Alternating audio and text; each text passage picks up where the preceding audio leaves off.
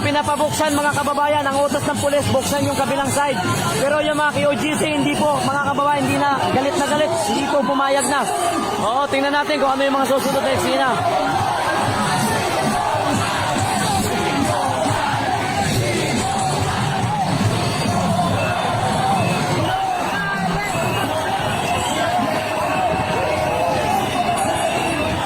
Okay, all stations, tatabi natin ang ating truck. Pagkatapos ay paligiran nyo ng TDM. Buksan natin ang isang side. Buksan natin ang isang side.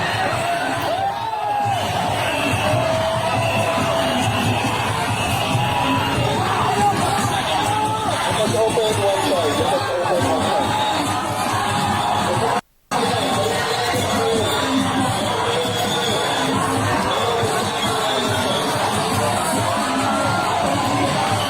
Lalo mga kababayan, kasi nga po, inuutos niya na buksan yung kabilang side, pero hindi ko alam kung anong mangyayari. Abangan natin.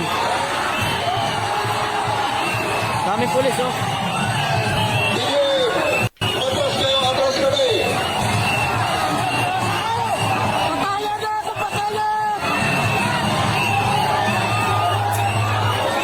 TDM, huwag kayo magbukas. Atras kami.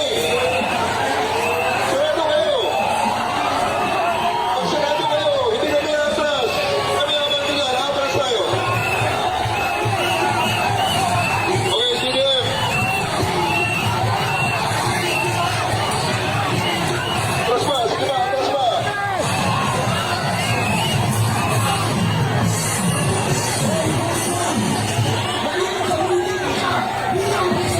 Kami mga kababayan, medyo intense kasi ang utos, buksan yung kabilang side, pero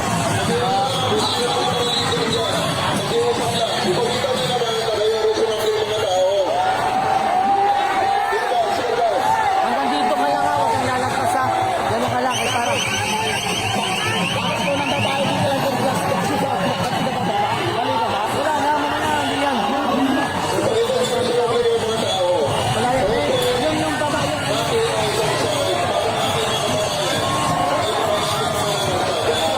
Wala yan.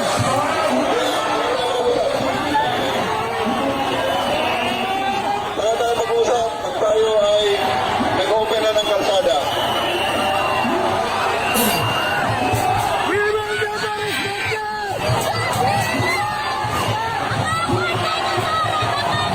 Yun na mga kababayan, medyo nagiging intense po ang sitwasyon. Talagang galit na itong mga kababayan natin dito po sa Davao City.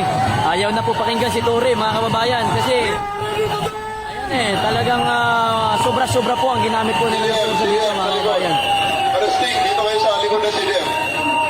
Dito sa harap ng truck. Arresting sa harap ng truck. So tingnan nyo po mga kababayan, ganyan po